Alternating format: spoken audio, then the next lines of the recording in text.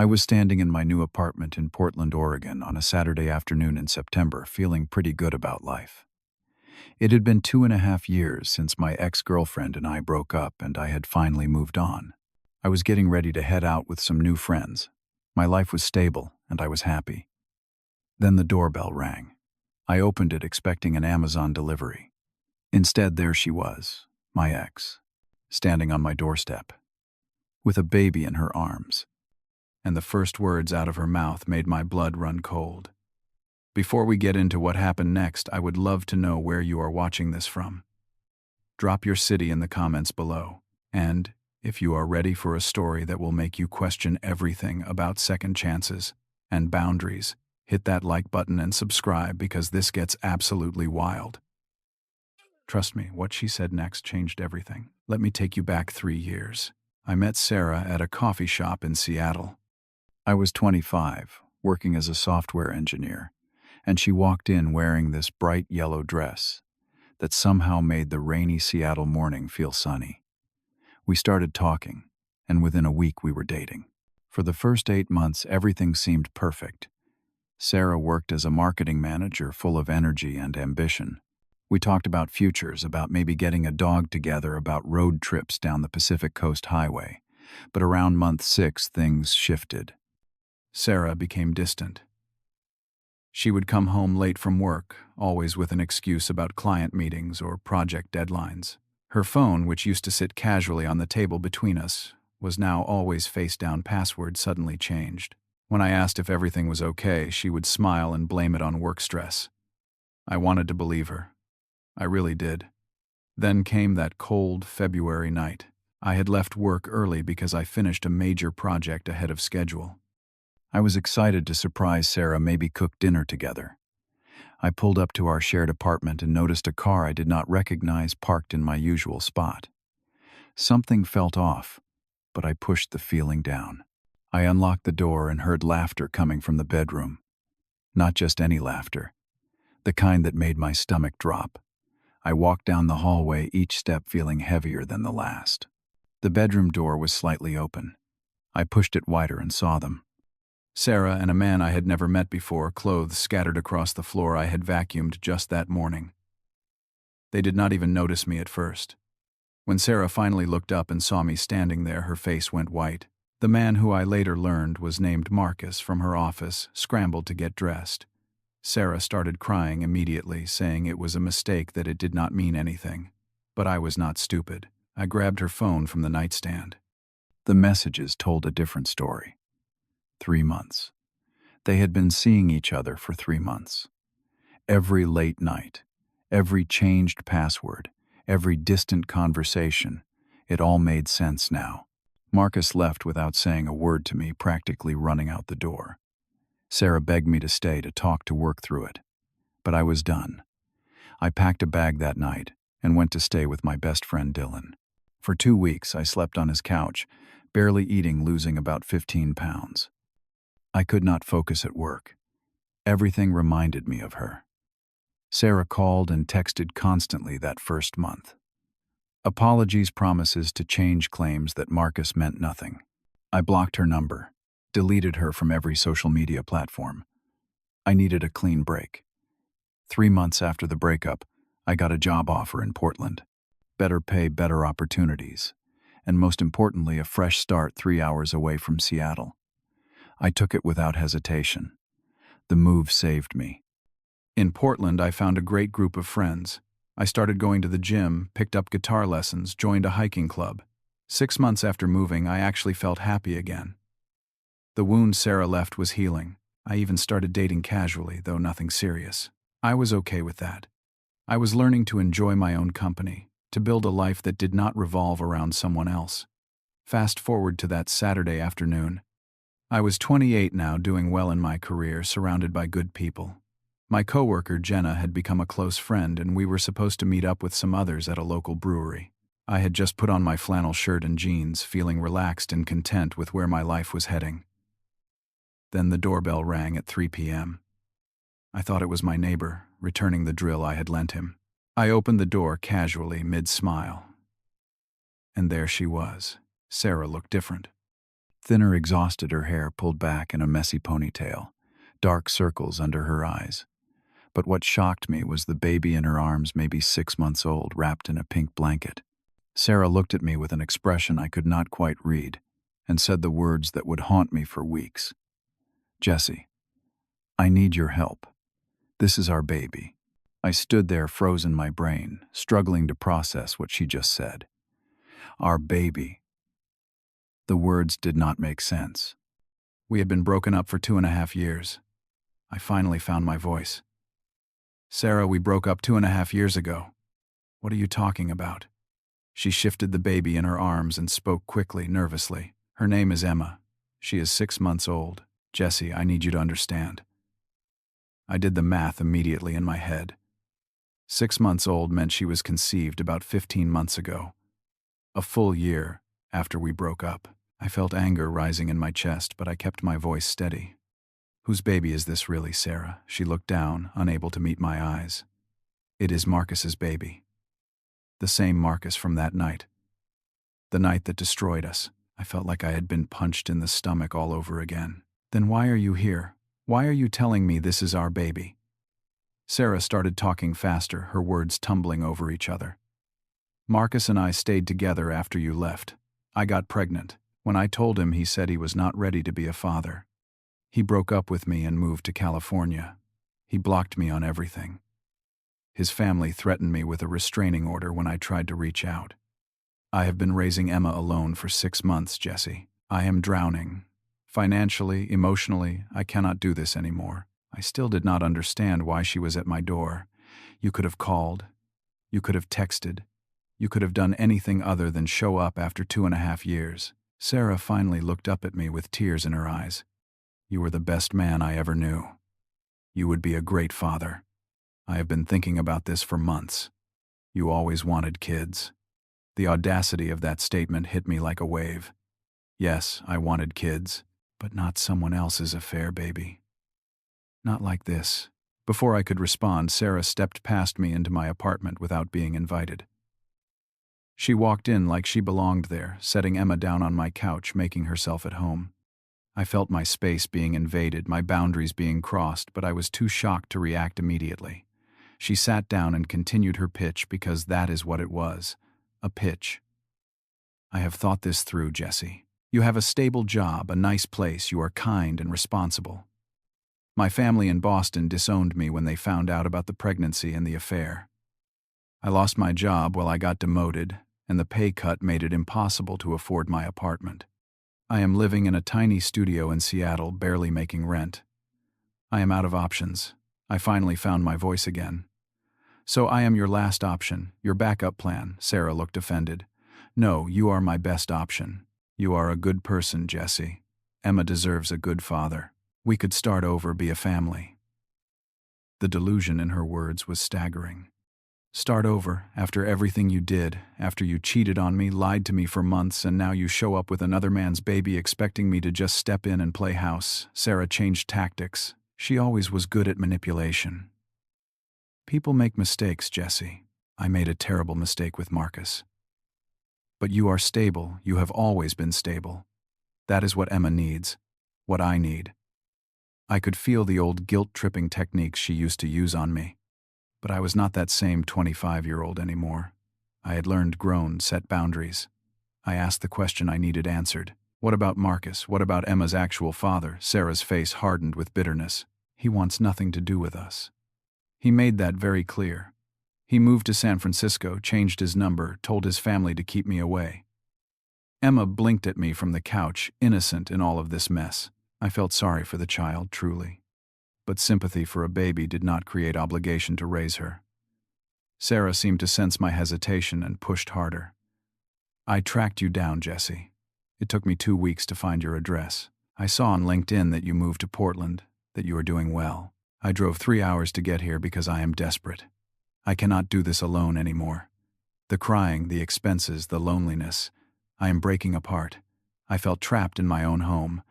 I looked at the clock. It was almost 4 p.m. My friends were expecting me at the brewery in an hour. But I could not just kick Sarah and a baby out onto the street, could I? Against my better judgment, I made an offer. You can stay tonight. Get some rest. We will talk more in the morning. But Sarah, I need you to understand that this is not what you think it is. I am not agreeing to anything. Sarah's face lit up with hope that made me uncomfortable. She hugged me quickly, Emma squished between us. Thank you, Jessie. Thank you so much. You will not regret this. But I already was regretting it. I texted Jenna and my friends that I could not make it family emergency. Jenna replied immediately, asking if I was okay, saying I sounded stressed. I did not know how to explain this situation, so I kept it vague. That night was torture. I gave Sarah pillows and blankets for the couch. I retreated to my bedroom, but I could not sleep. I heard Emma crying throughout the night, heard Sarah trying to soothe her. I stared at my ceiling, memories flooding back. The good times with Sarah, the laughter, the plans we made, but also the betrayal, the lies, the pain of that February night. By 6 a.m., I gave up on sleep. I walked out to find Sarah asleep on my couch, Emma in a portable crib I had not even noticed her bring in. I made coffee strong and black and prepared myself for what I knew would be a difficult conversation. This had to end today. I could not let this situation continue. I woke Sarah up at 8 a.m. She looked even more exhausted than the night before, but there was still that hopeful look in her eyes that made my stomach turn. We sat across from each other at my small dining table, coffee mugs between us like a barrier. I decided to be direct. Sarah, I cannot do this. This is not my responsibility. Her face fell. But Jessie, you are the only good man I know. Emma deserves a good father. I felt my jaw tighten. She deserves her father. Her actual father. Not a stranger who got cheated on by her mother 2.5 years ago. Sarah's eyes flashed with anger. You are being selfish. A child needs help and you are turning your back. I stayed calm, which seemed to frustrate her more. I am not turning your back on a child. I am setting boundaries with you. There is a difference. Sarah tried a different approach, her voice going soft and vulnerable. I still have feelings for you, Jessie. I never stopped thinking about you.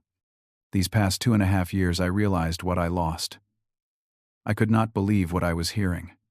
Are you serious right now? You cheated on me. You lied to me for months. You destroyed what we had, and now you are standing in my apartment with another man's baby telling me you have feelings for me. Sarah leaned forward. I made a mistake. Marcus was exciting and new, but he was not you. He could not commit, could not be stable. You were always the one, Jessie. I was just too stupid to see it. I felt disgusted. So I am your backup plan, your safety net when the exciting guy did not work out. Sarah started crying, but I had seen her tears before. They did not move me like they used to. You do not understand how hard this has been. Being pregnant alone, giving birth alone, raising Emma with no help. I am drowning, Jessie. I needed to know the full truth. How many other people did you ask before you came to me? Sarah's silence told me everything. How many, Sarah? She looked down at her coffee. 3. 3 other ex-boyfriends. And they all said no. So I am number 4 on your list of men to manipulate into raising your affair baby. Her face turned red. It is not manipulation. It is survival. I needed to find someone stable, someone good. You fit that description. I felt insulted beyond measure. You just described me like a job candidate. Stable. Good. What happens if Marcus comes back? What if he suddenly decides he wants to be a father? Would you drop me again? Sarah could not answer. She opened her mouth, closed it, looked away. That silence was the most honest thing she had said since arriving. I pressed on. What about your family? Your parents? She shook her head bitterly. My parents disowned me. They said I brought shame to the family getting pregnant from an affair. My brother will not talk to me either. They are very traditional, very judgmental. What about social services, government assistance? There are programs for single mothers. Sarah looked at me like I had insulted her. I applied for everything. Food stamps, housing assistance, childcare subsidies. It is not enough. The wait lists are months long. I need more than what the system can give me. I leaned back in my chair. You need a husband ATM, not a father for Emma. You need someone to pay your bills while you play house. Sarah stood up abruptly, her chair scraping against my floor. "How dare you? I am trying to survive here. I am trying to give my daughter a good life." I stood up too, keeping my voice level. "By manipulating someone who you hurt deeply, by using guilt and old emotions to trap me into a situation I never agreed to. That is not survival, Sarah. That is emotional blackmail." She picked up Emma, holding her like a shield. "Fine. If you will not help willingly, maybe I need to encourage you." "What does that mean?" I asked, feeling a knot form in my stomach. Sarah's voice turned cold. "I will go to your company. I will tell them about how you abandoned a woman and child in need. How will that look for your precious career?" I felt my blood pressure spike, but I remembered advice Dylan gave me years ago after the breakup. Never let manipulators control you with threats. I sat back down, appearing calmer than I felt. "Go ahead. Do it. My company knows my character. I have been there for 2 years, built relationships, earned respect. You showing up with wild accusations will not change that." Sarah looked shocked.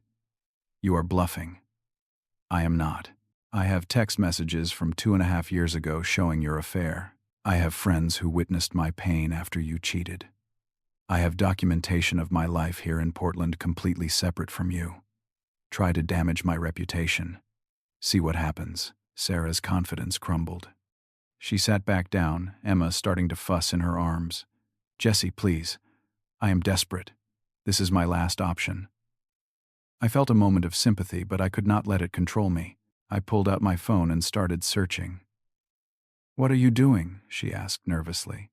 "I am finding you real help, not the fake help you are trying to manipulate from me. I found websites for organizations in Seattle that help single mothers. Shelters, food banks, childcare assistance programs, support groups, counseling services." I wrote down names and numbers on a piece of paper. These organizations exist specifically to help people in your situation. Real help. Professional help. Not emotional manipulation of ex-boyfriends. Sarah looked at the paper like it was poison. "I do not want charity. I want a family." I met her eyes directly. "You cannot build a family on guilt and lies, Sarah. That is not how it works." I went to my wallet and pulled out $200 in cash. "This is for gas and food for Emma on your drive back to Seattle. After this, we are done. Permanently. Block my number, forget my address, move on with your life." Sarah stared at the money, tears streaming down her face. "I really did love you once, you know." "Maybe you did. But love does not excuse betrayal, and it definitely does not create obligations 2.5 years later." Sarah took the money slowly, tucking it into her diaper bag. She stood up, gathering Emma and her things. As she walked toward the door, she turned back one last time. "You will regret this." I shook my head. "No, I regret ever trusting you the first time. This is me learning from that mistake." Sarah walked out and I closed the door behind her. I stood there, back against the wood, breathing heavily. My phone buzzed. Jenna, texting to check on me. I called her instead and told her everything. "Jessie," she said firmly, "you did the right thing. That is manipulation at its worst."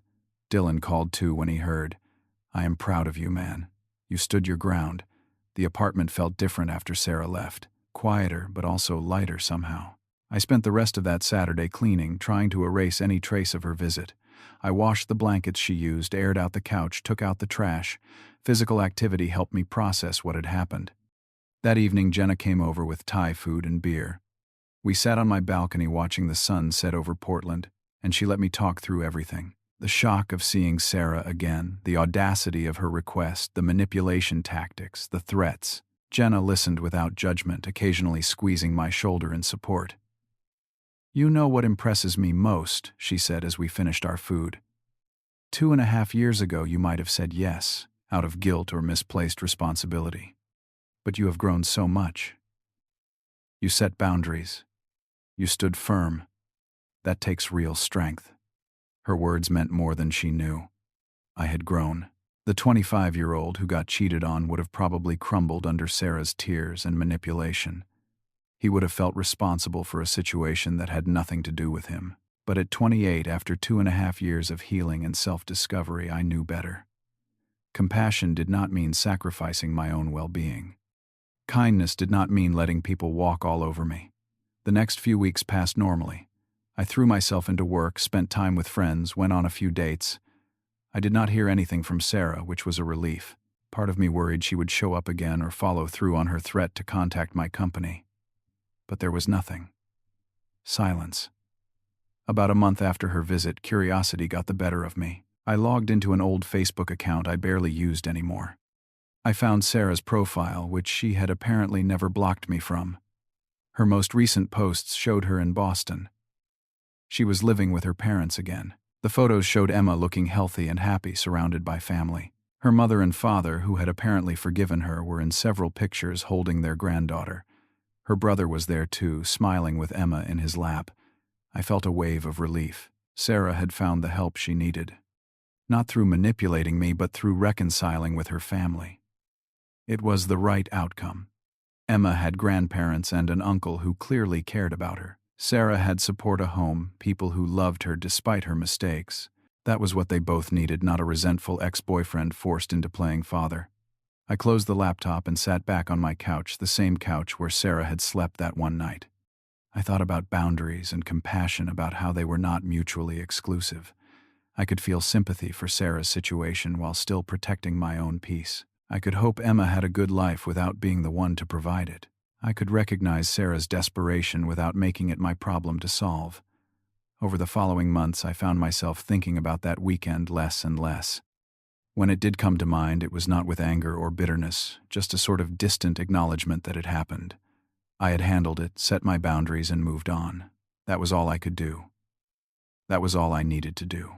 One evening in December, I was sitting in my apartment watching snow fall outside my window. Portland rarely got snow, so it felt special. I had my guitar in my lap, practicing a new song. Jenna and some friends were coming over later for a holiday dinner I was hosting. My life felt full in a way it had not before. Not full because of a relationship or another person, but full because I had built something solid for myself. A career I enjoyed, friendships I valued, hobbies that brought me joy, and most importantly, a sense of self-worth that no one could take away. I thought about Sarah one more time, not with longing or regret, but with a kind of detached understanding. She had made choices that led her down a difficult path. Those choices had consequences. Some of those consequences she was still living with. But they were hers to navigate, not mine. I had my own path, my own choices, my own life to build. They no longer intersected with hers, and that was exactly how it should be. I also thought about Emma, occasionally hoping she was okay, hoping she was loved. She was an innocent child who deserved a good life. But I was not the one meant to give it to her. Her family in Boston, flawed as they might be, were stepping up. That was their responsibility, their journey. I could wish them well from a distance without being involved. The snow kept falling, soft and steady. My friends would arrive soon, bringing laughter and warmth into my home. I felt grateful for this life I had built, for the lessons I had learned through pain, for the strength I had discovered in setting boundaries. Sometimes the kindest thing you can do for someone is to let them face the consequences of their own choices. And sometimes the bravest thing you can do for yourself is to say no, even when it feels cruel. I did not know what Sarah's future held, and honestly, it was not my place to know anymore. But I knew mine was no longer tied to her past. I was free. Free from guilt, free from manipulation, free from a situation that would have destroyed the peace I worked so hard to build. And that freedom was worth more than any misplaced sense of obligation could ever be. So, what do you think? Have you ever had an ex try to come back into your life with an impossible request? How did you handle it? Drop your thoughts in the comments below. I would love to hear your stories. If this resonated with you, please hit that like button and subscribe for more real-life stories about boundaries, growth, and standing firm in who you are. Share this with someone who might need to hear it. Thank you so much for listening to my story. I hope it reminds you that you are allowed to say no even when it is hard. You are allowed to protect your peace. You deserve a life built on your own terms, not someone else's manipulation. Take care of yourselves out there, and remember that sometimes the strongest thing you can do is simply walk away.